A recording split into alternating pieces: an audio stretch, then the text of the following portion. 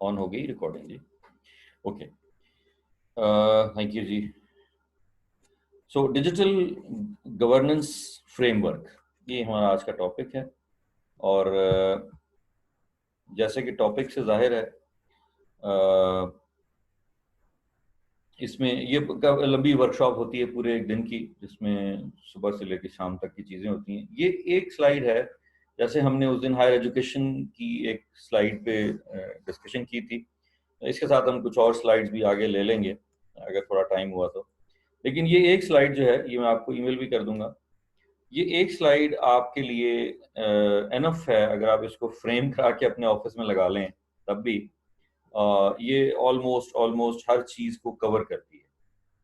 ठीक है जी। तो अगर हम बिल्कुल 90 डिग्री से शुरू कर लें डिज़ाइन यहाँ से, तो डिजिटल गवर्नेंस फ्रेमवर्क जो है उसका एक डिज़ाइन होता है जिससे वो सर्टन होता है पूरी ऑर्गेनाइजेशन का, ऑर्गेनोग्राम से लेके, और जो स्ट्रैटेजीज होती हैं आपकी, स्ट्रैटेजी मैपिंग होती है और सिनेरियो प्लानिंग होती है, आपका विजन होता है, मिशन होता है। आप उसको डिज़ाइन करते हैं और उस डिज़ाइन के बाद रिजल्ट ओरिएंटेड होता है। ये डिफरेंट टूल्स हैं, जिस तरह हम वो स्विस नाइफ होता है ना, तो उसमें एक ही चाकू के अंदर बेइंतहा ऑप्शंस होती हैं, और ये सारी चीज़ें जो हैं ये अवेलेबल होती हैं। मेरे पास भी इसके 2 सेट रखे हुए हैं फिजिकली। मेरे एक दोस्त स्विट्जरलैंड गए थे मिशन पे, यूएन के मिशन पे थे, तो उन्होंने मुझे पहला गिफ्ट जो वहाँ से भेजा था वो ये नाइफ था। इसके अंदर आप देखें तो डिफरेंट टूल्स हैं। आप देखें हर तरह के नाइफ हैं, हर तरह के प्लायर है, नोज प्लायर है, रेंच है, एल्की है, what not, you name it you will have it. इसी तरह ही जो हमारी पूरी ऑर्गेनाइजेशन है, उसके आप इसको कह लें वेपन्स हैं, पावर टूल किट्स हैं, सुपर हीरोज को हम इससे डोनेट करते हैं, और उसके साथ हम इसको लेके चलते हैं। ये स्विस आर्मी नाइफ, बिल्कुल मैंने यही कहा, सर्वाइवल किट। डिज़ाइन के बाद हम देखते हैं कि रिजल्ट ओरिएंटेड। तो हमारा कोई भी जो डिज़ाइन है, मैं आपको ये रेफरेंस इसलिए दे रहा हूँ कि आम तौर पे 90% केसेस में पूरी दुनिया में जब हम किसी चीज़ को ऑटोमेट करते थे, अब नहीं पहले, तो हम उसमें जो प्रोसेसेस बने हुए होते थे किसी ऑर्गेनाइजेशन के, उसको हम एक तरफ से पकड़ के कंप्यूटर के अंदर घुसेड़ देते थे, और उसके बाद जो चीज़ें बाहर निकलती थी हम कहते थे कि जी हमने इसको डिजिटल कर लिया है, या हमने इसको इलेक्ट्रॉनिक कर लिया है, या हमने इसको ऑटोमेट कर लिया है। That was wrong perception. जो आपका गार्बेज इन है वही गार्बेज आउट है, सिर्फ आपने उसको पेपर की जगह पे डिजिटल स्क्रीन पे दिखा दिया। ये जो स्लाइड है ये आपको एक मौका फराहम करती है कि आप अपने सिस्टम्स का, प्रोसेसेस का ऑडिट कर लें। ऐसा नहीं है कि आपके पास जो सिस्टम इस वक्त चल रहा है मैनुअल, वही बेस्ट सिस्टम है और उसी को लेके आप ऑटोमेट कर लें तो वो आपका काम चल जाएगा। ये परसेप्शन है हमारे पाकिस्तान में भी। मेजॉरिटी कंपनीज जो सॉफ्टवेयर की हैं जो ये काम करती हैं, और मेजॉरिटी कंपनीज जो कस्टमर एंड पे हैं, फैक्ट्रीज हैं, बड़ी बड़ी कॉरपोरेशन हैं, बड़ी बड़ी मिनिस्ट्रीज हैं हमारी, 36 37 38 के करीब मिनिस्ट्रीज हैं। वो सारी की सारी मिनिस्ट्रीज जो हैं वो भी इसी फॉर्मूले पे काम करती हैं, गार्बेज इन गार्बेज। वो कहती हैं जी आप आए, हमारा जो सिस्टम है उसको आप फॉलो करें और उसको ऑटोमेट कर दें। अब जरूरी नहीं होता कि आपकी मिनिस्ट्री में जो सिस्टम चल रहा है, जो सदियों से या 72 साल से या 30 साल से, कुछ मिनिस्ट्रियां नई भी बनी हैं, जैसे मिनिस्ट्री ऑफ इंफॉर्मेशन टेक्नोलॉजी है, वो बाय एंड लार्ज कोई 20 एक साल पुरानी है। तो 20 साल पहले जब वो मिनिस्ट्री बनी तो उसके अंदर जो उन्होंने एसओपीज बनाई, उसके मिनिस्ट्री के जो चीज़ें होती हैं, कुछ तो होती हैं जो गवर्नमेंट की तरफ से लाजमी होती हैं कि एक सेक्रेटरी होगा, एक जॉइंट सेक्रेटरी होगा, एक एडिशनल सेक्रेटरी होगा, एक डिप्टी सेक्रेटरी होगा, या 4 डिप्टी सेक्रेटरी होंगे, उसके नीचे फिर सेक्शन ऑफिसर्स होंगे और उनके डिफरेंट सेक्शंस होंगे। ये तो एक अलग चीज़ है। लेकिन हम जो डिजिटल गवर्नेंस फ्रेमवर्क की बात करते हैं, वो इन सारे फ्रेमवर्क जो पहले हमने बनाए हुए हैं ब्यूरोक्रेसी के, उससे ज़रा मुख्तलिफ होता है। आप ये नहीं कर सकते कि एज इट इज उसको उठाएं, गार्बेज इन करें और यहाँ से गार्बेज आउट कर लें तो आपका डिजिटल गवर्नेंस फ्रेमवर्क बन गया। ऐसा नहीं है। उसकी मिसाल हम मुख्तलिफ कंपनीज की देते हैं। फॉर एग्जांपल आप में से बहुत सारे लोग एसएपी सैप एक मल्टीनेशनल कंपनी है सॉफ्टवेयर की ईआरपी सॉल्यूशंस में एक्सेल करते हैं और they have the best market share in the world. वो मुख्तलिफ कंपनियां इनसे पहले आई, इसके बाद भी आई, लेकिन इस कंपनी ने अपनी एक स्पेशल अथॉरिटी रखी है और स्केलेबिलिटी के लिहाज से और मॉड्यूलर अप्रोच के लिहाज से बेस्ट सिस्टम है इनका। अच्छा, इनके पास बड़ी ज़बरदस्त दो ऑप्शन है। वो दो ऑप्शन ये हैं कि आप पहली ऑप्शन ये है कि आप या तो अपना पूरे का पूरा सिस्टम जो है वो हमसे डिज़ाइन करवा लें, उसके लगेंगे 100 रुपये, वो हम बना देंगे जैसा आप कह रहे हैं कि गार्बेज इन गार्बेज आउट, हमें कोई एतराज़ नहीं है। दूसरा उनका सिस्टम है कि हमने एक सिस्टम बना लिया है, फॉर एग्जांपल हेल्थ केयर का सिस्टम बना लिया है, ये सैप फाइनेंशियल्स है, फाइनेंस का पूरा एक सिस्टम है और उसमें दुनिया भर के जो फाइनेंशियल सिस्टम्स हैं, फॉर एग्जांपल यूके में एक अलग सिस्टम चलता है, कनाडा में एक अलग सिस्टम चलता है, अमेरिका और कनाडा का सिस्टम बाय एंड लार्ज एक है, पाकिस्तान में एक अलग सिस्टम चलता है, एक डबल एंट्री सिस्टम होता है, एक सिंगल एंट्री सिस्टम होता है, तो जनरल लेजर का एक अलग सिस्टम है हमारा, दुनिया में दूसरे मुल्कों में कुछ और होता है, सऊदी अरब और गल्फ में कुछ और चल रहा है। इन सारे सिस्टम्स को अगर एसएपी की ज़बान में आप देखते हैं तो वो आपको ये कहते हैं कि जनाब आप या तो हमारा जो बना हुआ सिस्टम है उस पर ईमान ले आए, या फिर आप हमें बता दें तो हम आपके लिए टेलर कर देंगे। टेलर करने वाले की कीमत अगर 100 रुपये है तो उनका बना हुआ सिस्टम 10 रुपये में वो देते हैं। This is one difference. The second major difference is वो कहते हैं कि जी आप हमारा जो स्टैंडर्ड ईआरपी है वो आप ले लें हमसे और अपना काम चलाएं, उसके मुताबिक आप अपने सिस्टम्स को उसके अंदर अलाइन कर लें, यानी हमारा जो सिस्टम है उसके अंदर। अब उसमें होता ये है कि कुछ जगहों पे सिस्टम्स के अंदर फर्क होते हैं। फॉर एग्जांपल ह्यूमन रिसोर्स का जो सिस्टम है वो फर्क हो सकता है, आपका जो फाइनेंस का सिस्टम है वो फर्क हो सकता है, आपका जो वेंडर्स को पेमेंट करने का सिस्टम है वो फर्क हो सकता है। फॉर एग्जांपल एक हमारे कस्टमर थे, उन्होंने एसएपी इंस्टॉल किया हुआ था और उनके यहाँ जो कस्टमर वेंडर्स का जो सप्लाई चेन का सिस्टम आप कह लें वो बड़ा आइडियल था और उसमें एक ऑप्शन होती थी कि आपने इस वेंडर को कितने दिन के बाद पेमेंट करनी है, यानी आपने गुड्स रिसीव कर ली, गुड्स रिसीव नोट बन गया, आपका जीआरएन बन गया, उसके बाद आपने इनको पेमेंट करनी है। तो जब ये सिस्टम में आ जाए इनवॉइस और जीआरएन उसके साथ लगा हुआ हो तो दैट मीन्स कि आपके स्टोर वाले ने उसको एक्सेप्ट कर लिया है, रिसीव कर लिया है और उसने देखा है कि दिस इज फाइन, यानी उसकी जो बीओक्यूज भी हैं, बिल ऑफ क्वांटिटी, वो भी पूरी है और क्वालिटी भी उसकी ठीक है। उसके बाद वो दोनों चीज़ों को नक्की करके और आपकी जो कोटेशन एक होती है उसकी कॉपी भी साथ लगती है, वो तीनों के ऊपर रेफरेंस एक ही होता है। तो उस रेफरेंस के अगेंस्ट जिसमें परचेज ऑर्डर इशू किया था वो वापस रिसीव करते हैं और रिसीव करके पेमेंट के लिए डाल देते हैं। अब ये एक फार्मास्यूटिकल कंपनी थी, उन्होंने हमारे कैटेगरी जो थी आईटी कैटेगरी, उसके वेंडर्स को 15 दिन की पेमेंट पे रखा हुआ था। तो believe me that was such a nice system कि 14वें दिन वो वहां से डिस्पैच करते थे। स्टैंडर्ड चार्टर्ड बैंक, ग्रिनलेस बैंक होता था उस जमाने में, तो ग्रिनलेस बैंक का वो प्रिंटेड चेक होता था जो लेजर प्रिंटर में प्रिंट होता था A4 साइज का, और उनका एक विंडो वाला एनवेलप होता था। इनवॉइस के ऊपर सिस्टम एसएपी ने इस तरह डिजाइन किया हुआ था कि उसके ऊपर उनके एड्रेसेस, यानी वेंडर का एड्रेस जिस पे खत कुरियर जाएगा वो अटेंशन किस बंदे को होगा और उस बंदे का फोन नंबर या सेल नंबर, उस जमाने में सेल नंबर नहीं होते थे, और उसका जो रेफरेंस ऊपर जिस रेफरेंस के अगेंस्ट इनवॉइस बनी है वो ऑटोमेटिक प्रिंट होता था और एनवेलप में डाल के और कुरियर में चला जाता था। 14वें दिन प्रिंट होता था, 15वें दिन वो हमारी टेबल पे होता था।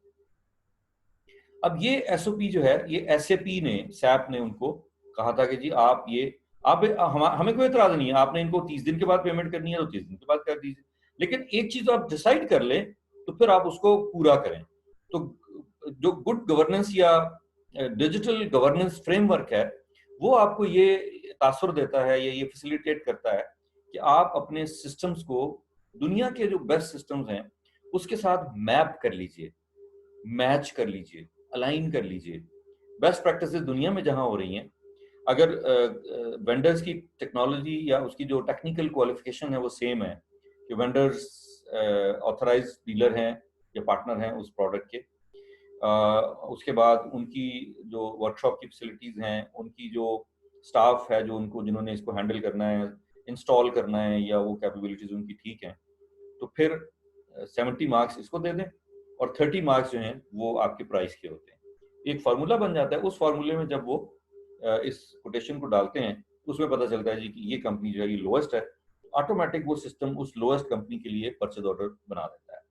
अब उसको ह्यूमन इंटरफेस भी है कि आप उसमें से कोई चीज़ चेंज करना चाहते हैं। फॉर एग्जांपल आपने 200 कंप्यूटर मांगे थे, लेकिन जब तक आपने इस ऑर्डर को प्रोसेस किया, आपके कुछ और डिपार्टमेंट्स ने या पूरे पाकिस्तान के 105 डिस्ट्रिक्ट से कुछ और डिमांड आ गई, तो आपने कहा चलो 200 की बजाय हम 300 सिस्टम ले लेते हैं।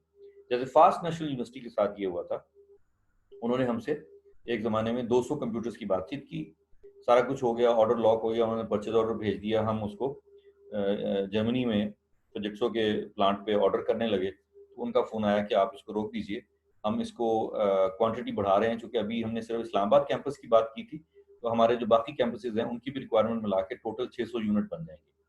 तो यहाँ तक तो अल्ट्रेशन जो है ह्यूमन उसमें पॉसिबल है कि वो 200 की जगह पे 600 का या 800 का फिगर बीच में डाल दें क्वांटिटी का। या और हार्ड डिस्क आप कहते हैं जी उस वक्त 40 GB की थी तो हमें 80 GB की दे दें, रैम 4 GB थी तो हम 8 GB कर लें, लेकिन उसकी भी पूरी डॉक्यूमेंटेशन आपकी कंप्लीट होनी चाहिए। तो जैसे हम ISO स्टैंडर्ड्स की बात करते हैं कि जो कुछ आप करते हैं उसको डॉक्यूमेंट कर लीजिए।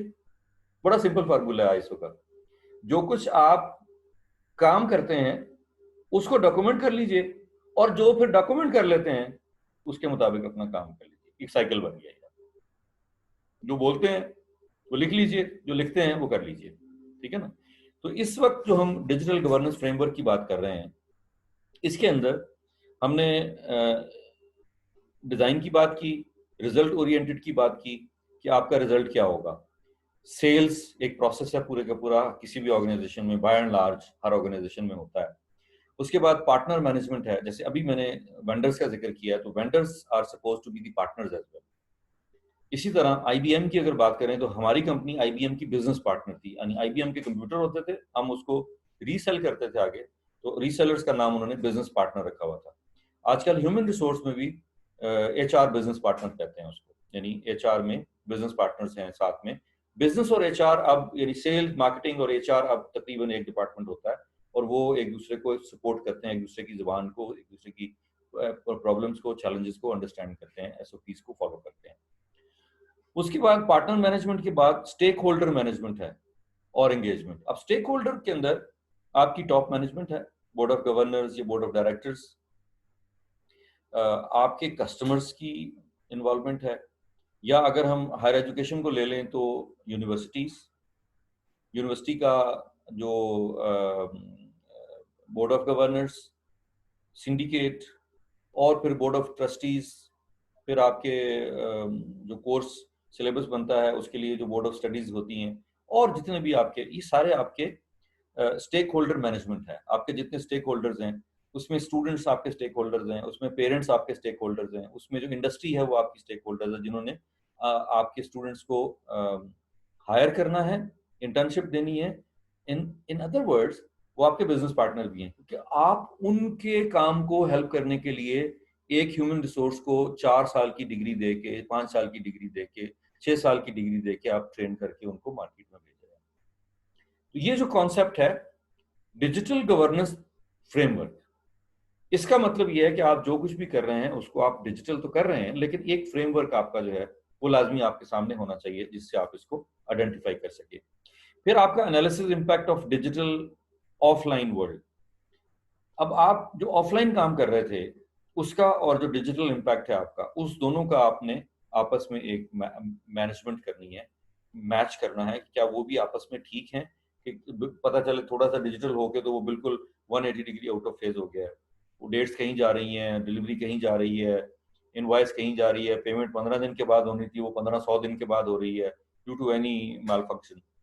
ये आपने देखना है। फिर विजनरी, हमने शुरू में जिक्र किया था कि एक आपका विजन होता है, एक मिशन होता है, एक आपकी स्ट्रैटेजी होती है, एक आपकी स्ट्रैटेजी मैपिंग होती है, एक आपका सिनेरियो होता है, एक आपकी सिनेरियो प्लानिंग होती है। ये सारी चीजें जो हैं बड़ी ऑर्गेनाइजेशन में वो स्टेक होल्डर्स उस पर काम करते हैं। Then lead digital transformational change, कि आपने एक थीमेटिक आइडिया क्या देना है। For example, there was a taxi service in Pakistan या ग्लोबल पूरे प्लेनेट पे थी, वो टैक्सी होती थी, उसका कोई भी नाम हो सकता है, उसका कोई भी कलर हो सकता है, काली पीली टैक्सी हमारे यहाँ होती थी। उसके बाद एक डिजिटल गवर्नेंस फ्रेमवर्क आया जिसने उसका नाम उबर और क्रीम रख दिया, ठीक है ना। इस वक्त एक बेस्ट प्रैक्टिस दुनिया में जो चल रही है वो इस लीड डिजिटल ट्रांसफॉर्मेशनल चेंज। इसी तरह अभी जो कोविड-19 में आपका जो दो सेक्टर्स हैं, खासतौर पे rather तीन सेक्टर्स हैं, एक आपका ई कॉमर्स हो गया, एक आपका हेल्थ केयर हो गया, एक आपका एजुकेशन हो गया। ये तीन सेक्टर तो ऐसे फ्लोरिश कर रहे हैं इस वक्त कि इसके अंदर डिजिटलाइजेशन की डिमांड ऐसे है कि आज मैं 5 घंटे एक मीटिंग करके आया हूँ एक कंपनी के साथ जो मुख्तलिफ यूनिवर्सिटीज के साथ लर्निंग मैनेजमेंट सॉल्यूशंस के कुछ चीजें इंट्रोड्यूस कराना चाह रही है।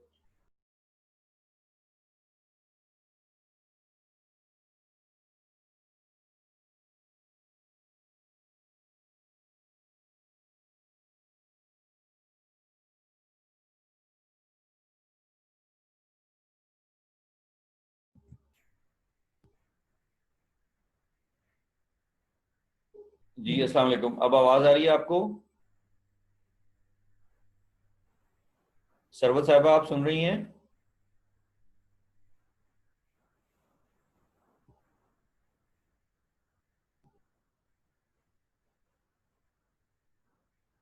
Hello hello hello. जी अब ठीक है? जी सर, अब आ रही आवाज।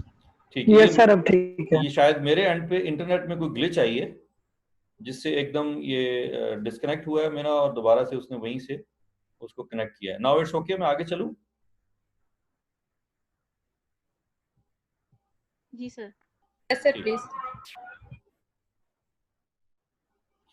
जी तो हम लीड डिजिटल ट्रांसफॉर्मेशनल चेंज की बात कर रहे थे जिसमें हमने एक इंडस्ट्री आइडेंटिफाई की अभी, हेल्थ केयर सेक्टर, दूसरा हमने डिस्कस किया हायर एजुकेशन, तीसरा हमने ई कॉमर्स को डिस्कस किया जो कि एक बहुत बड़ा इस वक्त चंक है जिसमें ये चीज़ें बड़ी जल्दी ऑप्ट होने वाली हैं। हेल्थ केयर सेक्टर में जैसे हमने पूरा हेल्थ केयर को एक दिन डिटेल में डिस्कस किया था, तो हमारे हेल्थ केयर सेक्टर में अब लॉन्ग डिस्टेंस यानी टेली मेडिसिन जो है वो कनेक्ट हो गई है, उसके ऊपर काम शुरू हो गया। गवर्नमेंट लेवल पे भी हो गई है, प्राइवेट सेक्टर लेवल पे भी हो गई है, पर्सनल लेवल पे भी हो गई है कि डॉक्टर जो है वो फेसबुक पे आके अब लोगों को बता रहे हैं कि जनाब मैं अवेलेबल हूँ, इस चीज़ का डॉक्टर हूँ या इस चीज़ की डॉक्टर हूँ, आप मुझसे रब्ता कर सकते हैं, मेरी 300 रुपये फीस है, आप इजी पैसा करा दीजिए, उसके बाद मैं आपको देख लूंगा या देख लूंगी। इस तरह की बातें इस वक्त शुरू हो गई हैं। तो ये एक चेंज आ रही है आहिस्ता आहिस्ता। मेरी कोई 1 घंटा डिस्कशन हुई है लाहौर से एक एजुकेशनिस्ट हैं, उनके साथ वो 2 यूनिवर्सिटियों को देखते हैं एज वाइस चांसलर। तो उनके साथ फ्यूचर एजुकेशन के बारे में कि अगले 6 महीने में और अगले 1.5 साल में यानी 18 मंथ में एजुकेशन सेक्टर में क्या चीज़ें हम फोर्सी कर रहे हैं। तो स्टूडेंट, टीचर, पेरेंट्स, यूनिवर्सिटीज़, जो प्राइवेट सेक्टर है वो एज ए बिजनेस भी इसको देखता है। तो इस वक्त तो प्राइवेट सेक्टर यूनिवर्सिटीज़ बड़े मज़े में हैं, उनको बेहतरीन रेवेन्यूज मिल रहे हैं, मिनिमम उनका खर्चा हो रहा है, और गवर्नमेंट ऑफ पाकिस्तान से, खजाने से यानी मिनिस्ट्री ऑफ फाइनेंस से, स्टेट बैंक से और या बैंकिंग सेक्टर से उनको 3 करोड़ रुपए से लेके 12 करोड़ रुपए तक जो है वो लोन मिल रहे हैं, मिल चुके हैं, रादर लम्स को मिल गया है। यहाँ लाहौर की एक यूनिवर्सिटी है उसको मिल गया है प्राइवेट सेक्टर की, सियालकोट की एक यूनिवर्सिटी को मिल गया है 3-3 crore, 6-6 crore, 5-5 crore, depending on their balance sheet और उनका जो बैंक का जो सिलसिला है, जो उनकी क्वालिफिकेशन आप कह लीजिए इस सिलसिले में है। तो उस कॉन्टेक्स्ट में उनके लिए तो बड़ा फायदा हो गया। अगर वो लाइव क्लासें विद एसओपीज जो स्टैंडर्ड ऑपरेटिंग प्रोसीजर्स हैं कोविड के, कि जी 6 फुट का डिस्टेंस रखें या 60 की क्लास है तो उसमें 20 लोग बैठेंगे, अगर क्लासें शुरू हो जाती हैं तो फिर यूनिवर्सिटी के लिए क़यामत है, क्योंकि फिर यूनिवर्सिटी के लिए एक क्लास जिसमें पहले 60 स्टूडेंट बैठ सकते थे अब उसमें सिर्फ 20 स्टूडेंट बैठेंगे।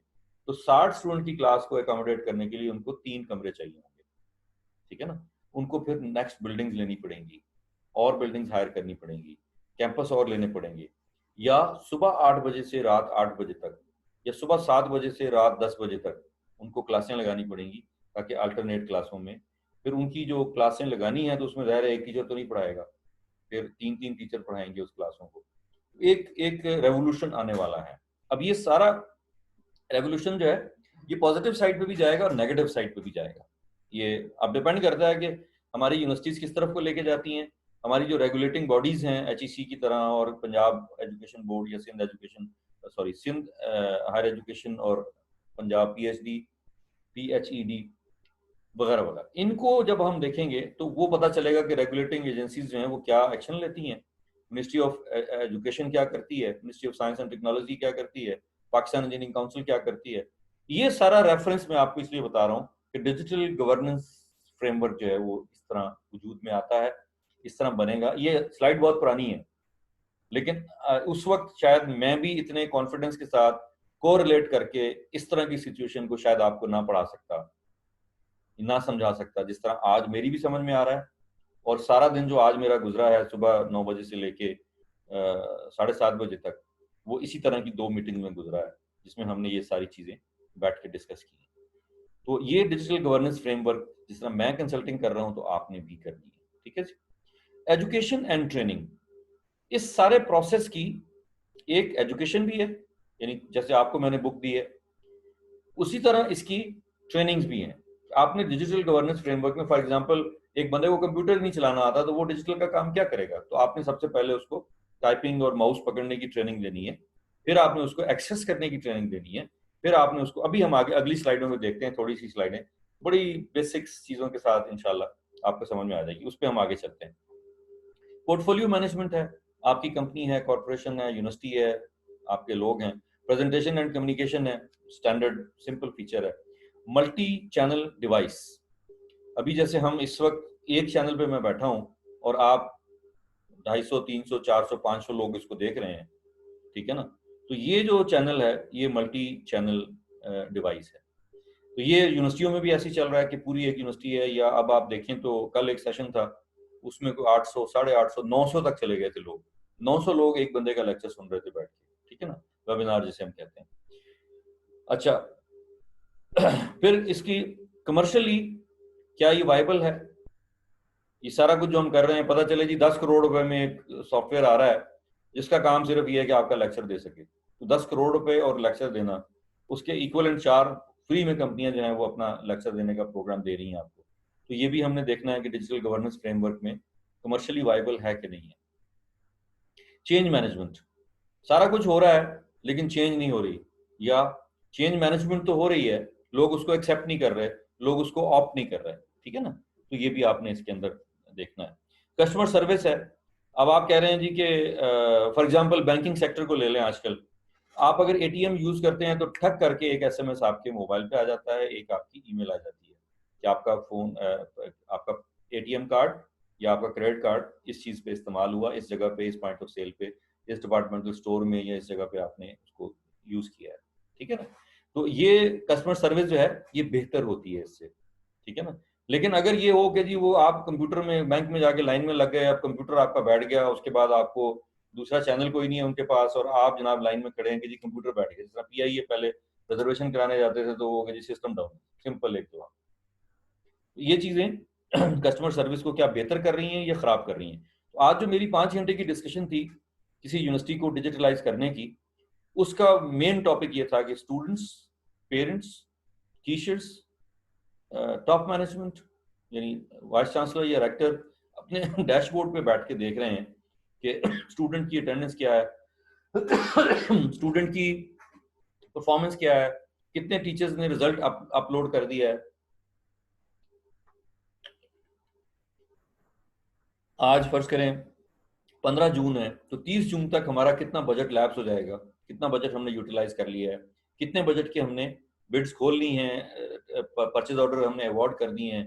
ये सारा जो डैशबोर्ड है ना, ये बेसिकली कस्टमर सर्विस। अब कस्टमर जो है इंटरनल भी होते हैं, एक्सटर्नल भी होते हैं, दोनों तरफ की चीजों को आप देख सकते हैं। आपके वेंडर्स भी होते हैं, आपके पार्टनर्स भी होते हैं, आपके शेयर होल्डर भी होते हैं, स्टॉक मार्केट में जो शेयर होल्डर होते हैं आपके, जिन्होंने शेयर्स लिए हुए होते हैं, वो भी आपके कस्टमर्स होते हैं। तो डिजिटल गवर्नेंस फ्रेमवर्क में आपने इन सब लोगों को देखना है। उसके बाद क्या ये स्ट्रेटेजिक है कि नहीं है, कंपैटिटर एनालिसिस क्या है, ये भी आपको डिजिटल गवर्नेंस फ्रेमवर्क के अंदर इन चीजों को मैनेज करना होगा। ये एक स्लाइड जो है ना, ये आपका तावीज है पूरे का पूरा, इसको आपने संभाल के रखना है अपने पास। Creative and think out of the box, अब मैंने जैसे पहले कहा कि गार्बेज इन और गार्बेज आउट वो नहीं होगा, आपको थोड़ा सा आउट ऑफ बॉक्स सोचना होगा। जैसे अभी क्लासें नहीं लग रही, आज मैंने आपसे शेयर किया है कि प्राइवेट सेक्टर यूनिवर्सिटीज को किस तरह के ऑपरेशन में फायदा है, फीसें उनको पूरी मिल रही हैं, बल्कि माजरत के साथ मैं एक शेयर करूं आपके साथ, एक प्राइवेट सेक्टर यूनिवर्सिटी ने अपने स्टाफ की 30% सैलरीज मार्च की 15 तारीख से कम कर दी। स्टूडेंट से वो फीसें पूरी ले रहे हैं। यूनिवर्सिटी के अंदर ना बिजली का खर्चा हो रहा है, चूंकि यूनिवर्सिटी बंद पड़ी है, ना बिजली का खर्चा हो रहा है, ना रिफ्रेशमेंट का खर्चा हो रहा है, ना फ्यूल का खर्चा हो रहा है, ना पिक एंड ड्रॉप का खर्चा हो रहा है, ना ट्रांसपोर्ट का खर्चा हो रहा है, ना स्टेशनरी का खर्चा हो रहा है, नथिंग। तो 15 मार्च से अप्रैल, मई और जून की 15 हो गई आज, ठीक है ना, 3 महीने उन्होंने फुल एंजॉय किया।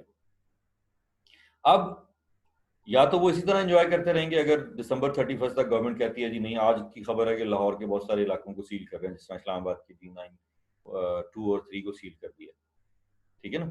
तो अगर तो ये सूरत हाल दिसंबर तक चलती है, अगर और मगर इसके ऊपर इफ एंड देन वाली बात होती है, तो फिर आपका गवर्नेंस फ्रेमवर्क जो है वो आउट हो जाएगा।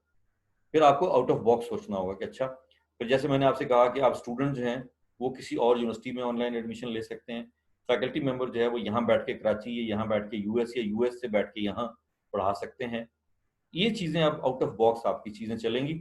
और ये जो हालात हैं वो रेगुलेटर्स जो हैं, government HEC, ministry of finance, Punjab की एचईसी और सिंध की एचईसी, ये फिर उसको रेगुलेट करेंगे, तो इसका रिजल्ट बड़ा डिफरेंट निकलेगा, ठीक है जी। रिस्क एंड कंप्लायंस अवेयरनेस, अब जैसे आपके आई सर जी क्वेश्चन पूछ लो।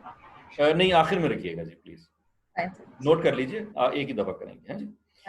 अच्छा, रिस्क एंड कंप्लायंस अवेयरनेस है, जैसे एचईसी की कंप्लायंस है, एनओसी लेना होता है, हर साल एनओसी रिन्यू कराना होता है किसी भी यूनिवर्सिटी ने, टोटलिटी में यूनिवर्सिटी की रैंकिंग भी उसी बेस पे होती है। इसी तरह national computing education accreditation council है, या कमर्शियल कंपनीज में आ जाए तो आईएसओ सर्टिफिकेट जो है उसकी हर साल रिन्यूअल होती है, ठीक है ना। तो रिस्क और कंप्लायंस अवेयरनेस जो है आपकी, ये बड़ी जरूरी होती है। मैं सिर्फ एक स्टैंडर्ड की बात कर रहा हूँ, आप सीएमएमआई के ऊपर जा सकते हैं, आप हेल्थ केयर के स्टैंडर्ड हैं, इंफॉर्मेशन सिक्योरिटी के स्टैंडर्ड्स हैं, बैंकिंग सेक्टर के जो इंफॉर्मेशन सिक्योरिटी के स्टैंडर्ड्स हैं, आप उसके ऊपर जा सकते हैं, और ये सारी चीजें उसको कवर कर रही हैं। Manage BAU while being strategic, ये BAU क्या होता है मैंने आपसे कल शेयर किया था, बिजनेस एज यूजुअल। आजकल तो हम पेंडेमिक में चल रहे हैं, लेकिन बिजनेस एज यूजुअल, लेकिन स्ट्रेटेजिक होके manage BAU while being strategic, यानी स्ट्रेटेजिक तो आप हो जाएं, लेकिन बिजनेस आपका एज यूजुअल चलना चाहिए, लोगों को सैलरीज टाइम पे मिलनी चाहिए, पिक एंड ड्रॉप सबके होने चाहिए, बाकी सब चीजें होनी चाहिए। पता चले जी वो आपका जो सैलरी डिपार्टमेंट है वो कहे जी चूंकि डिजिटलाइजेशन हो रही है इसलिए जी 6 महीने आपको सैलरीज नहीं मिलेंगी, चूंकि मेरा सिस्टम ही नहीं चल रहा है। तो अगर ये चीज होगी तो BAU जो है ना आपका, वो आपके लिए मसले खड़े कर देगा। बिजनेस एज यूजुअल चलता रहना चाहिए। आपके वेंडर्स को अगर पेमेंट नहीं होगी वो आपकी सप्लाई रोक देंगे। आपने देखा होगा कि बहुत सारे रेलवे को डीजल की सप्लाई रोक दी, PSO ने, काम रुक गया। KESC को डीजल की सप्लाई रोक दी, तेल की सप्लाई रोक दी, फर्नेस ऑयल रुक गया, काम रुक गया। इसी तरह एयरलाइंस को आपने देखा होगा, PIA को खासतौर पे PSO तेल बंद कर देता कि जनाब साढ़े को पैसे नहीं आएंगे, खलास। तो ये काम नहीं होना चाहिए, ठीक है जी। फिर मार्केटिंग, पीपल मैनेजमेंट, फिर technology, team organization development, ecommerce, user testing, usability, ये पूरी जो हमने ये डिपार्टमेंट्स डिस्कस किए हैं, ये आपके डिजिटल गवर्नेंस फ्रेमवर्क को एड्रेस करते हैं, ठीक है जी।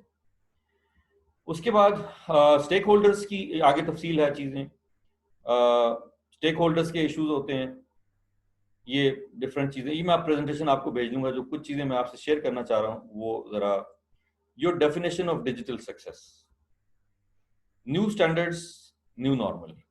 ये हालांकि पुरानी स्लाइड है, मैं आपको बता रहा हूँ, लेकिन आप ये देखिए कि कोविड-19 के कॉन्टेक्स्ट में 2020 के अंदर 15 जून को ये बिल्कुल ये स्लाइड 5 साल पुरानी है कम से कम, ये न्यू स्टैंडर्ड्स न्यू नॉर्मल के ऊपर फिट बैठती है, इसको आपने देखना है।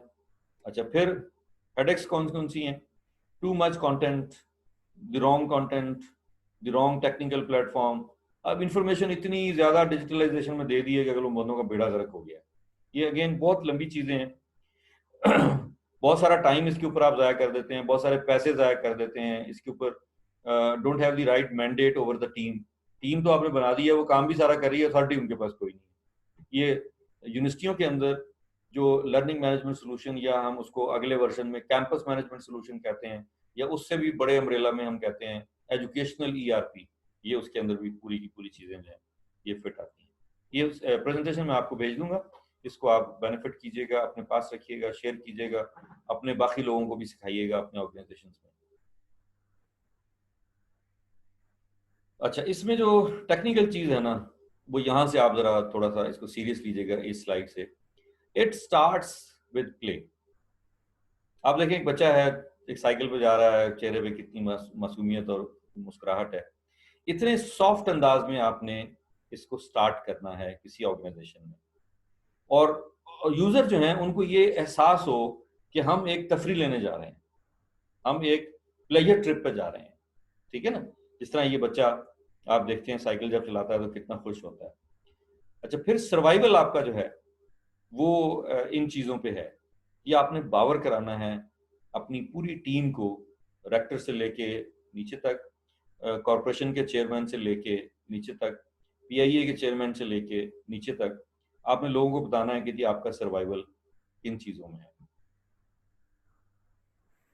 सपोर्ट सिस्टम आपका जो है दैट इज़ वेरी इंपॉर्टेंट, और जो लोग उसको तोड़ते हैं उस सपोर्ट सिस्टम को, वो उनके लिए क्या चैलेंजेस हैं, या उनके लिए क्या सज़ा है, या उनके लिए क्या आप पेनल्टी रखते हैं, या आप कोई डांट डपट करते हैं, या थोड़ी बहुत कोई ना कोई आप चीज़ करते हैं। तो सपोर्ट सिस्टम बड़ा ज़रूरी है। फॉर एग्जांपल, डिजिटलाइजेशन आपने शुरू कर दी, आपने ट्रेनिंग की नहीं लोगों की, डेवलपमेंट की नहीं लोगों की, बेनिफिट्स नहीं बताया आपने, उनके कंप्यूटर्स अपग्रेड नहीं करके दिए, उनको बिजली की प्रोविजन जो है जनरेटर की शक्ल में या यूपीएस की शक्ल में वो अवेलेबल नहीं करके दी। सपोर्ट, अगर कोई लॉगिन पासवर्ड का मसला आ रहा है तो आपका कोई बंदा ही नहीं है उसको देखने के लिए यूनिवर्सिटी में या कॉर्पोरेशन में, दफ्तर में, तो आपके लिए फिर बड़े मसाइल पैदा हो जाएंगे। तो सपोर्ट सिस्टम जो है इसको आपने मैनेज करना। इंफ्रास्ट्रक्चर प्रॉब्लम आपने देखा है, ये साइकिलें खड़ी हैं, रखने की जगह नहीं है, उधर पार्किंग नहीं है, इधर ला के रखा खड़ा किया हुआ है, धूप आ रही है, बारिश आ रही है, वगैरह वगैरह। इंफ्रास्ट्रक्चर डेवलपमेंट बड़ी ज़रूरी है, चाहे वो डिजिटलाइजेशन के लिए हो, चाहे वो नए फैकल्टी मेंबर्स की रेजिडेंस हो, चाहे गेस्ट स्पीकर आपके आने हैं, आपके फैकल्टी विजिटिंग फैकल्टी ने आना है, तो उनके लिए अगर आपके पास इंफ्रास्ट्रक्चर नहीं होगा तो आपका ये सिस्टम नहीं चलेगा। Make sure that the rules are a help, not just something to circumvent. हमारे यहाँ एक प्रॉब्लम है कि हम जब चीज़ों को रूल्स में कन्वर्ट करते हैं तो हम उसको बतौर सजा लेके चलते हैं। फॉर एग्जाम्पल, हेलमेट पहनना है, थोड़ी सी चीज दूसरी तरफ जा रही है, मैं एग्जाम्पल सिर्फ आपको दे रहा हूँ। हमारे यहाँ हेलमेट सजा के तौर पर पहनाया जाता है। क्या आज तक किसी पुलिस वाले ने या किसी ट्रैफिक पुलिस वालों ने अवेयरनेस के लिए लोगों को ये बताया है कि जी इसके नुकसान कितने होते हैं, फैमिली तबाह हो जाती है, आपके फैटल किस्म के एक्सीडेंट्स होते हैं, 37,750 बंदा मरता है एक्सीडेंट में, जिसमें से by and large 70% plus bikers होते हैं जो हेलमेट ना पहनने की वजह से चोट लगती है और वो मर जाते हैं। ठीक है ना? 70% प्लस। इन चीज़ों को जब हम हाईलाइट नहीं करते तो फिर हमारी ये प्रॉब्लम आती है। ठीक है जी? आपका गवर्नेंस का स्ट्रक्चर क्या है, लाइन ऑफ कमांड क्या है, सपोर्ट सिस्टम्स क्या है, मेयर्स टू इन्फोर्स। हम कहते हैं जी 1 साल का टाइम पीरियड है, 12 महीने हैं, 4 हफ्ते हैं, 7 दिन हैं। हर रोज आपने आधा घंटा डिजिटलाइजेशन पे खर्च करना है, चाहे वो आप अपना डेटा एंटर कर रहे हैं, चाहे आप अपनी ट्रेनिंग ले रहे हैं, चाहे आप अपनी कोई मैनुअल बना रहे हैं उसकी, आपने ये काम इस तरह करना है। तो आपने पर वीक, आपकी वीक एरिया क्या है, वीक स्पॉट क्या है। आप कहते हैं जी सबसे वीक स्पॉट हमारा जो है वो स्टूडेंट्स है या फैकल्टी मेंबर्स है। आजकल के दौर में हम फैकल्टी मेंबर्स को कह सकते हैं कि वो डिजिटलाइजेशन में बड़ा चैलेंज बनाया हुआ है लोगों ने कि जी हम क्लास, बहुत सारे लोग तो ये कहते हैं वो जी आप हमें एक्टर समझते हैं, आपके ख्याल में हम वहाँ खड़े होकर कैमरे के सामने हम रिकॉर्डिंग करवाएंगे तो हम तकरीरें करेंगे, हमें तो आपने कभी ट्रेनिंग नहीं कराई इसकी। तो मेरा हम्बल जवाब ये होता है, जनाबे वाला, आप रिज्यूम कर लें कि कैमरा जो है वो आपकी क्लास है, कैमरे के लेंस को देख के आप अपनी क्लास जिस तरह आम यूजुअल केस में देते हैं पूरी क्लास में खड़े होके, आप उसको देना शुरू कर दें। आप इज्यूम कर लें कि ये सारे लोग जो आगे बैठे हैं या कैमरा जो आपके सामने है, ये आपका एक स्टूडेंट है जो फ्रंट लाइन में फ्रंट रो पे बैठा हुआ है। आप उसकी आंखों में आंखें डाल के एक अपना लेक्चर दे रहे हैं, जो कि हम क्लास में करते हैं। मैं भी करता हूँ, मैं भी पढ़ाता हूँ। हर दफा मेरे पास एक सेमेस्टर कम से कम होता है किसी एक यूनिवर्सिटी का। तो ये वीक एरियाज जो हैं इनको आपने, अच्छा, speed networking, choose a challenge you are currently dealing with. एक ऐसा चैलेंज ले लें जिसको आप करंटली कोई मसला है, जैसे आजकल फर्ज करें यही स्टूडेंट वाला मसला है, पेरेंट्स को नहीं पता कि क्लासें कैसे होनी है, और पेरेंट्स जो हैं वो स्टूडेंट को सपोर्ट नहीं कर रहे घर में। वो क्या, तुम घर में हर वक्त कंप्यूटर के सामने बैठे रहते हो, ठीक है ना। अब वो मुझे कोई बंदा ये कहेगी जी क्या आप बैठ के तकरीरें करते रहते हैं, भाई this is my profession.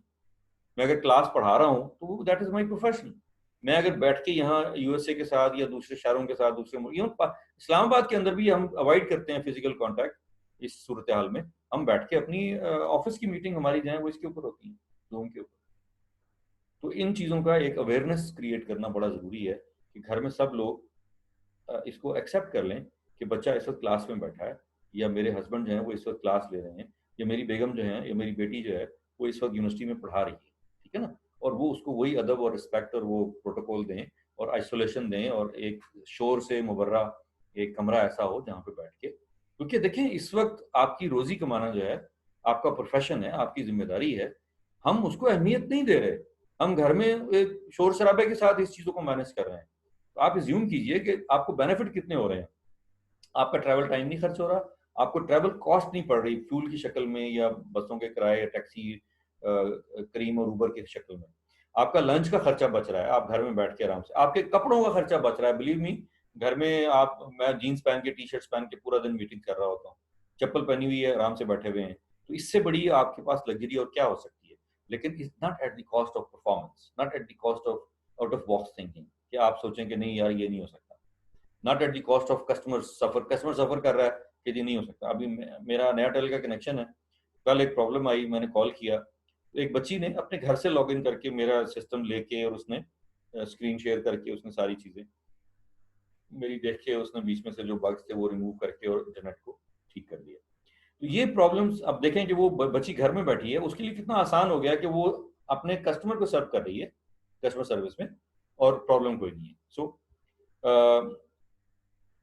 ask for advice from 3 different people one by one,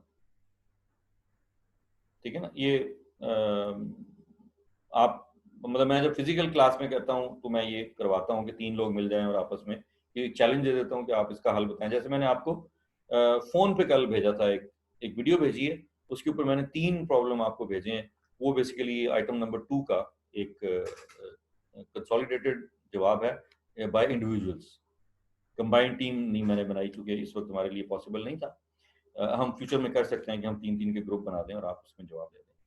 तीसरा चैलेंज, आखिरी चैलेंज है, उसके बाद हम क्वेश्चन लेते हैं। Then change for asking for advice to giving advice, यानी advice to giving advice. Group तोड़ देते हैं हम, फिर हम कहते हैं जी इस एडवाइस को आप अगली एडवाइस के साथ कनेक्ट करें और आप बताएं कि इन्होंने इस एडवाइस में क्या एडवाइस दी है। जैसे मैंने एक एचईसी के चेयरमैन का इंटरव्यू है, उसके अंदर उन्होंने कुछ बातें की हैं, मैंने आपको कोई कमेंट नहीं दिए उसके, मैंने आपसे कहा है कि आपको इसके अंदर क्या लगा है।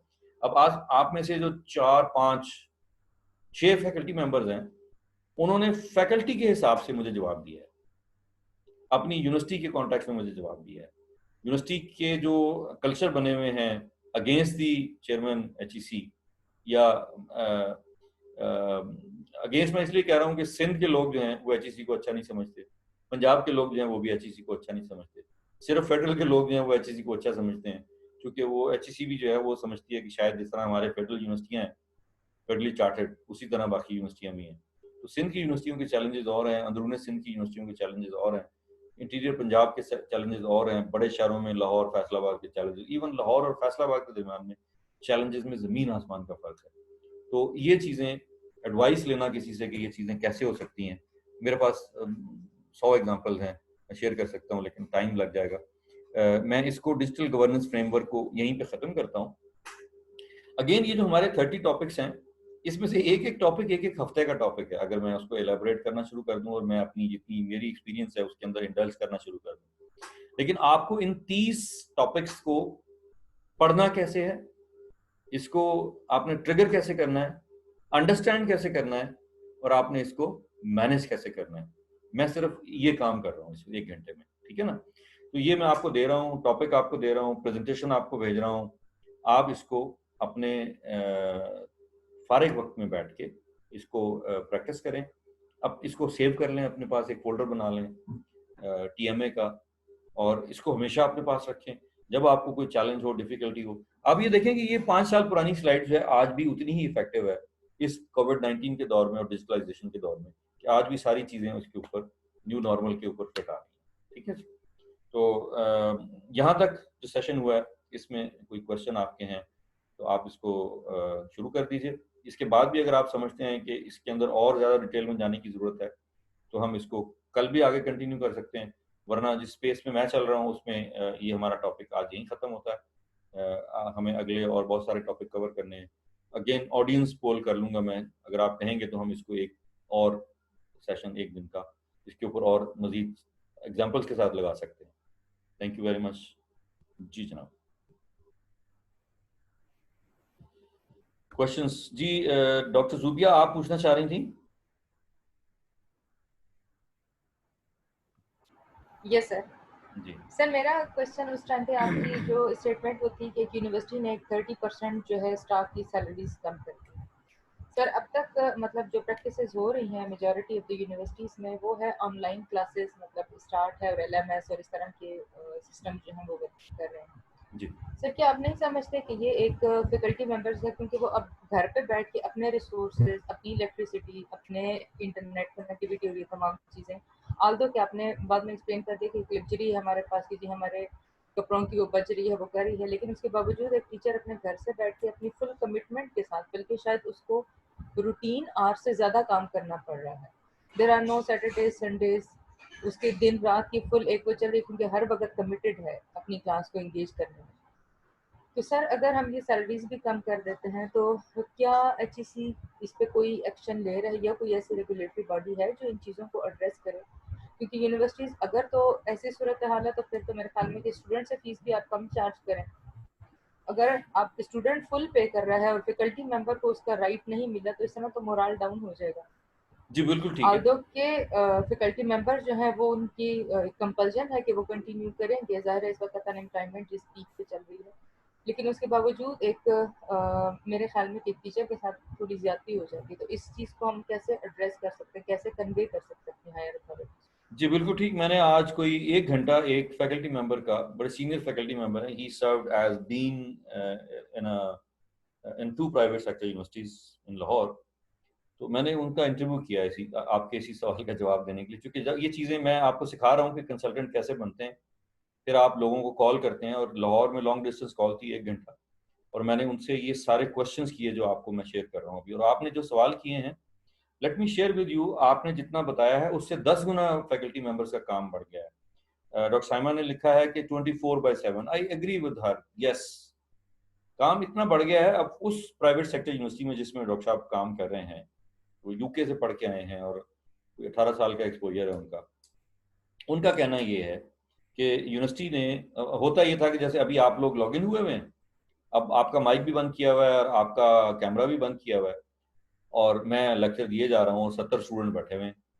मैं ये समझ रहा हूँ कि 70 के 70 बैठे हुए हैं। उसके बाद मैं कहता हूँ जी भगवान दास साहब आप बताइए, भगवान दास साहब गायब है। पता चला जी वो खेतों में हल चला रहे हैं जाके। दूसरे साहब से पूछ रहा हूँ, पता जी वो सो रहे हैं। तीसरे को पूछ रहा हूँ जी वो खाना खा रहा है। अच्छा, यूनिवर्सिटी उनको कह रही है कि जनाब आप इनको रोज एक क्विज दीजिए ऑनलाइन, और रोज आप इनसे एक असाइनमेंट लीजिए ताकि बच्चे जो हैं वो सबमिट कराएं, और वो सबमिट कराएंगे तो आप। अच्छा, अब उन्होंने हुक्म दे दिया। अब चीजें जो कि सारी डिजिटल हैं, चेक भी हो रही हैं, टीचर की एफिशिएंसी भी चेक हो रही है। टीचर का काम 3 टाइम्स बढ़ गया है। अगर उसने 3 घंटे की क्लास पढ़ानी है तो कम से कम 6 घंटे से 8 घंटे उसको एक असाइनमेंट देखने में लग रहे हैं। अगर 5 मिनट भी एक एक असाइनमेंट को चेक करने में लगे तो 70 लोगों की असाइनमेंट जो है, टोटल उन डॉक्टर साहब के 148 स्टूडेंट है 3 सेक्शन। अब वो 3 सेक्शन के डेली की बेसिस पे वो क्या चीजें चेक करेंगे, और सैलरी उनकी 30% कम हो गई है। जबकि यूनिवर्सिटियां जो हैं वो बैंकों से लोन भी ले रही हैं बगैर इंटरेस्ट के, और 6 महीने तक तो वापस ही नहीं करना। 6 महीने के बाद फिर सॉफ्ट इंस्टॉलमेंट उसकी जो है वो शुरू हो जाएंगी। ठीक है ना, ये एक नया पंडोरा बॉक्स खुल गया है। खर्चे उनके कम हो गए हैं, फीसें उनको पूरी आ रही हैं। अच्छा, मजे की बात यह है कि जो साइकोलॉजी पता चली प्राइवेट सेक्टर में वो ये है कि चूंकि मिड सेमेस्टर चल रहा है, इसलिए किसी भी फैकल्टी मेंबर को कोई भी और यूनिवर्सिटी अभी ऑफर नहीं करेगी कि जनाब आप हमारे पास आ जाए, क्योंकि मिड सेमेस्टर में कभी भी कोई यूनिवर्सिटी नहीं लेती किसी। तो उनको ये पता है कि ये छोड़ के तो कहीं जाएगा नहीं, तो अभी हम 30% कम पे भी रख लेते हैं, और उनको वर्बल ये लारा दिया हुआ है कि जी आपको हम कंटिन्यू कर लेंगे, ये हालात ठीक हो जाएंगे और आपको ये बाकी पैसे भी दे देंगे। और एक और यूनिवर्सिटी के मैंने प्रोफेसर साहब से पूछा, उन्होंने इससे भी भयानक बात बताई है। उन्होंने कहा जी मेरी सैलरी 1,80,000 है, मुझसे उन्होंने टैक्स 1,80,000 का जो है ना से 15,000 बनता है, वो टैक्स उन्होंने 15,000 काटा है, सैलरी मुझे आधी दी है, यानी 1 लाख की 15,000 काट के उसमें से 85,000 मुझे मिली है।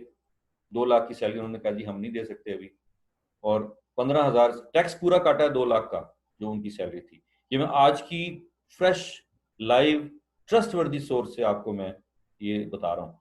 तो अगेन बैड गवर्नेंस है। ये सिलसिला थोड़े दिन चलेगा, जैसे ही सेमेस्टर पूरा होगा उसके बाद फिर लोग अपने कंफर्ट जोन को ढूंढेंगे, अपनी यूनिवर्सिटियां चेंज करेंगे, और बिल्कुल आपने सही कहा कि फ्रस्ट्रेशन फैलेगी, और क्वालिटी तो बड़ी दूर की बात है, चीज़ों को मैनेज करना मुश्किल हो जाएगा। ठीक है ना?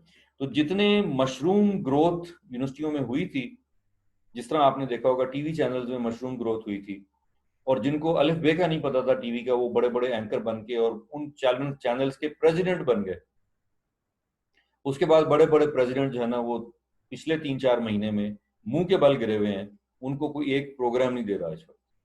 वो जो 48 लाख और 50 लाख तनख्वाह ले रहे थे महीने की, उनको अब 1 लाख रुपए में कोई नहीं रख रहा, इसलिए कि वो नकली काम था, जाली ग्रोथ थी उनकी, जाली इंटेलेक्ट था उनका, और जाली उनका वैल्यू थी। बड़े बड़े पाटे खान जो हैं इस वक्त जीरो हो गए, और उनको कोई अब लेने को तैयार नहीं है, ना वो कहीं जाने को तैयार है। ठीक है ना? तो ये again it's a long discussion. तो आई एग्री विद यू कि यस, काम बढ़ गया है, प्रॉब्लम ज़्यादा हैं, और इस तरह हम समझ रहे हैं कि शायद घर में बैठ के फैकल्टी मेंबर जो है, मैं जो खुद फैकल्टी मेंबर हूँ इसलिए मुझे तो अंदाज़ा है कि ये 1 घंटे का लेक्चर करने के लिए मुझे कितने घंटे लगाने पड़ते हैं, ये जो आपके साथ है।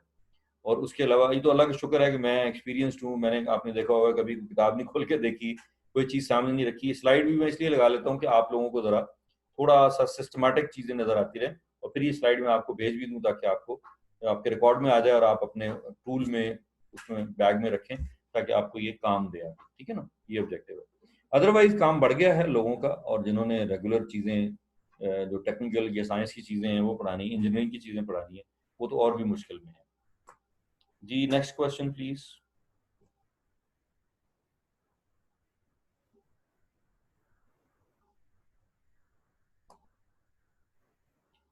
जी जनाब, सरवत गिलानी साहिबा, आप कोई सवाल नहीं कर रही हैं आप? जी सवाल तो बहुत सारे जी आपकी एक इसमें स्लाइड थी जो मुझे बहुत इंटरेस्टिंग लगी, हेडेक्स के नाम से थी, जी जी। उसका टाइटल था। ठीक है। असल में हमारी ऑर्गेनाइजेशन भी डिजिटल ट्रांसफॉर्मेशन से गुजर रही है।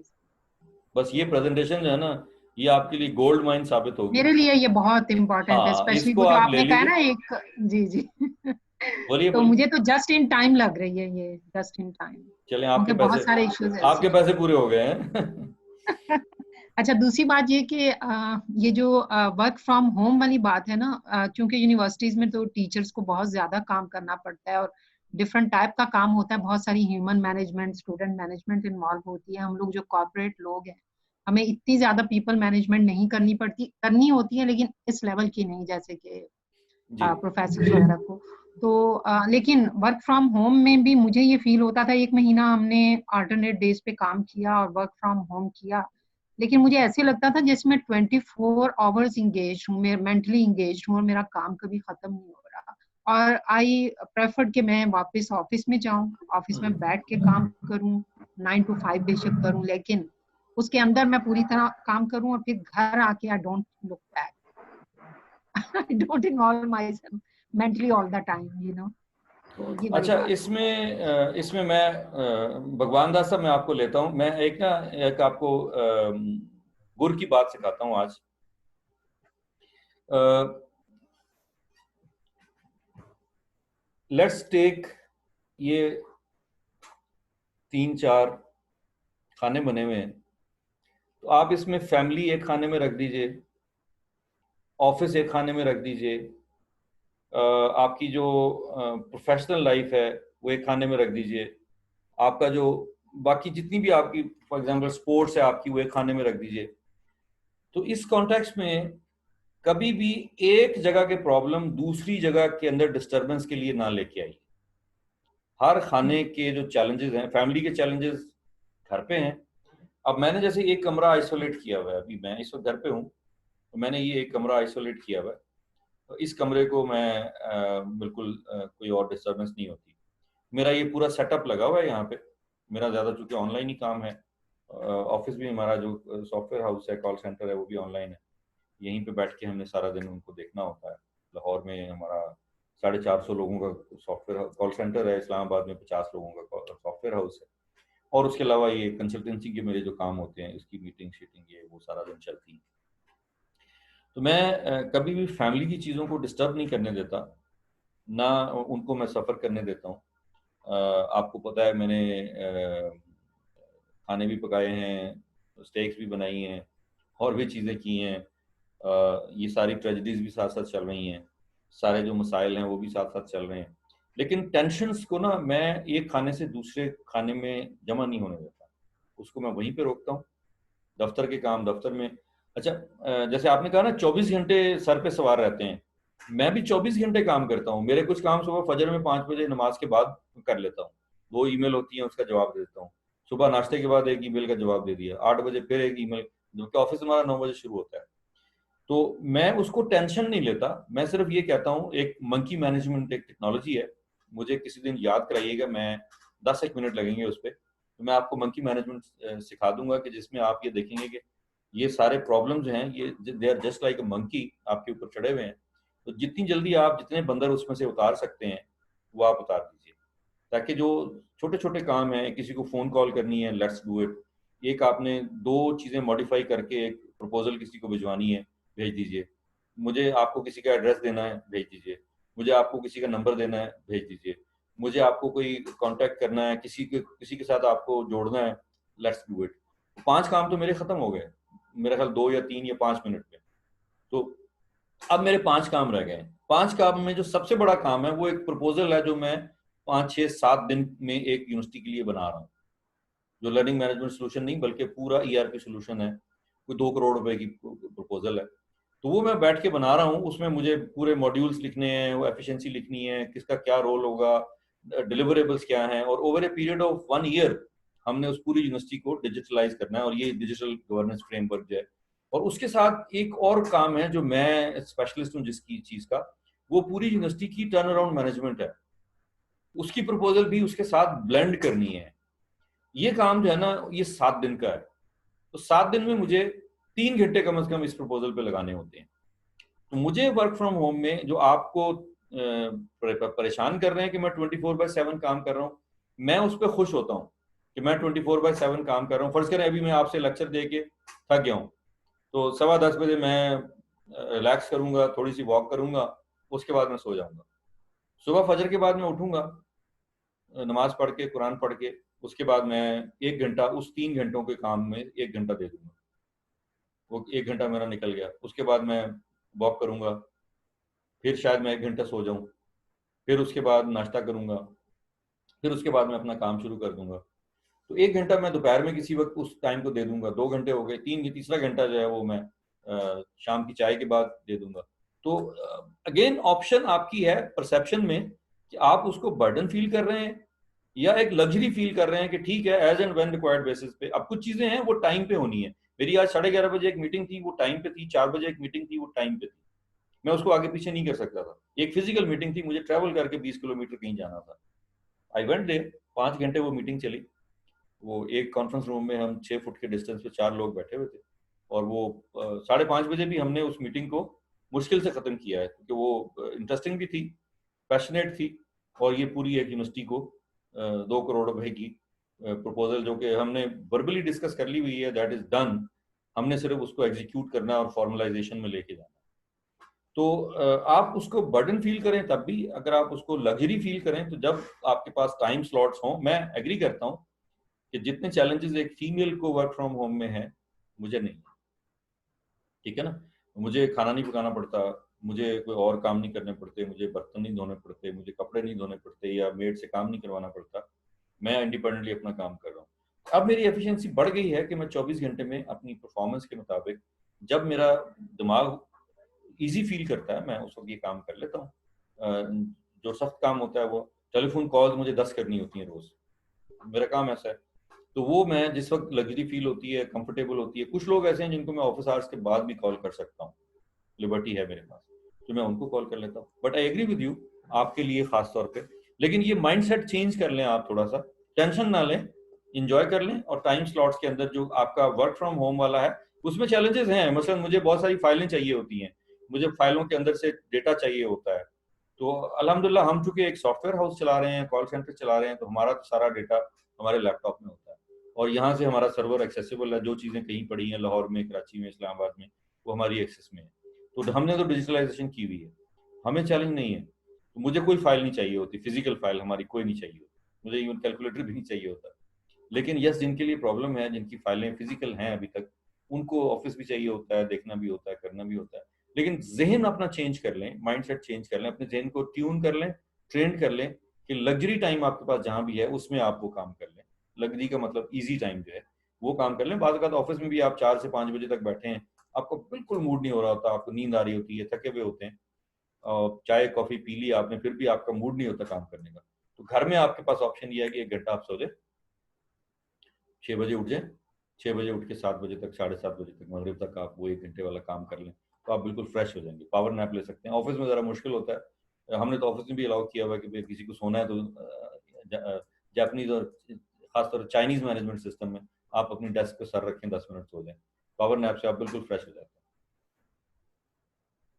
जी नेक्स्ट। जी, मैं थोड़ा सा इसमें ऐड कर दूं। प्लीज। जी, पावर नैप में भी हमारे यहाँ ये आपको पता होगा कि लोग हाँ जी, दफ्तर में सो रहे एक हैं। हमारी मिनिस्टर साहबा की उन्होंने पिक्चर लगा दी थी, बड़ी जी स्वीट हमारी जी मिनिस्टर बिल्कुल। साहबा है। जी बिल्कुल।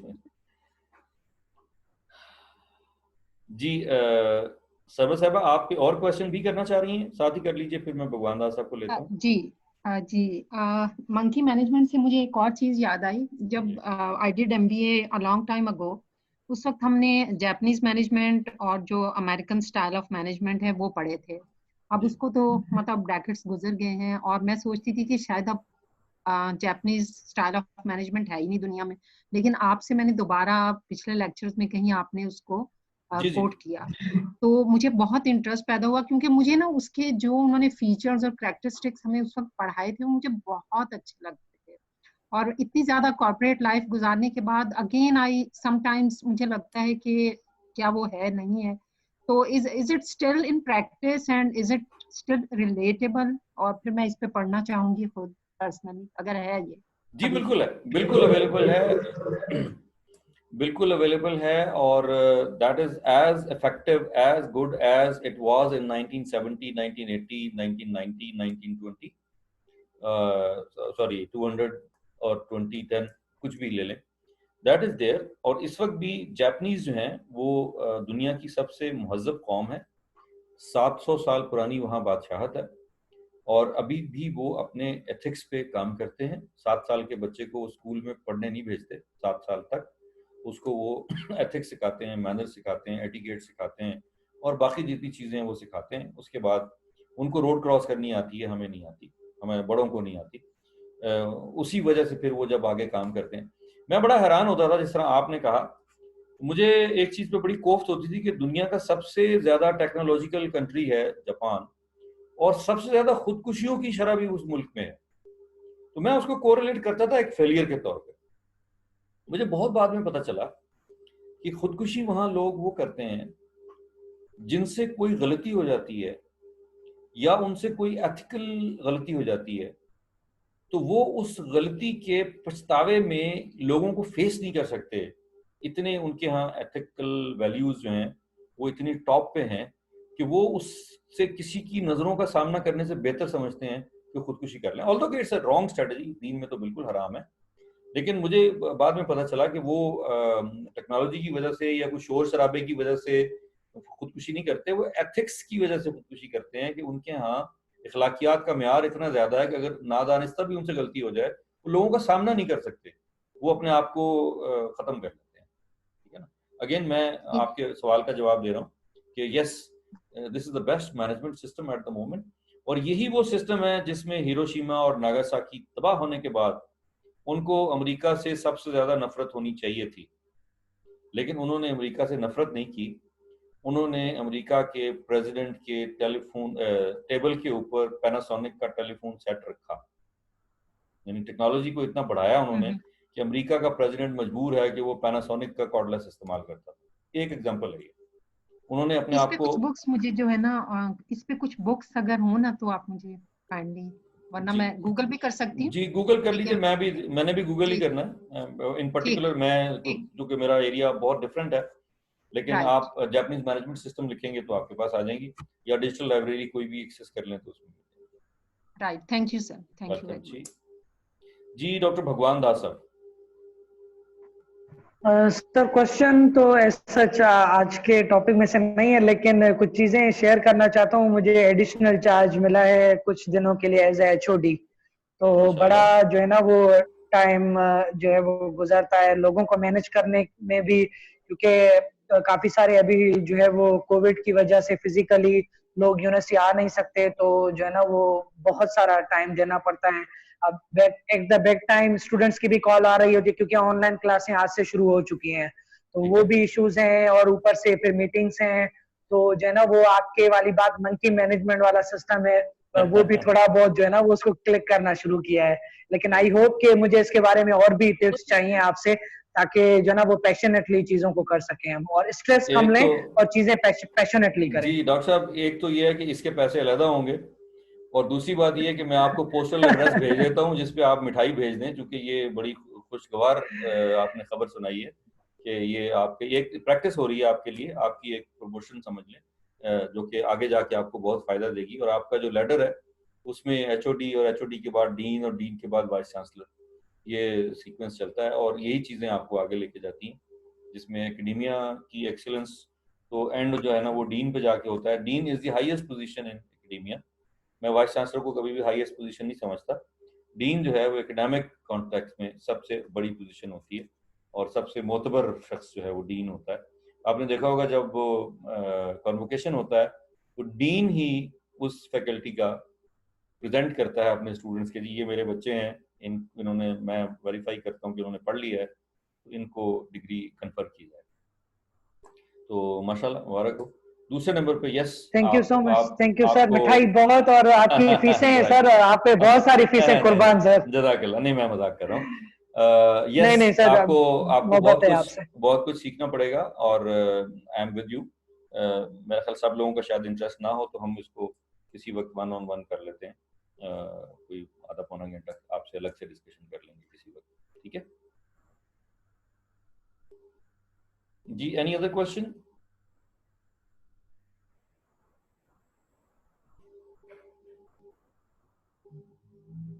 राइट जी, थैंक यू वेरी मच, बहुत शुक्रिया आपका।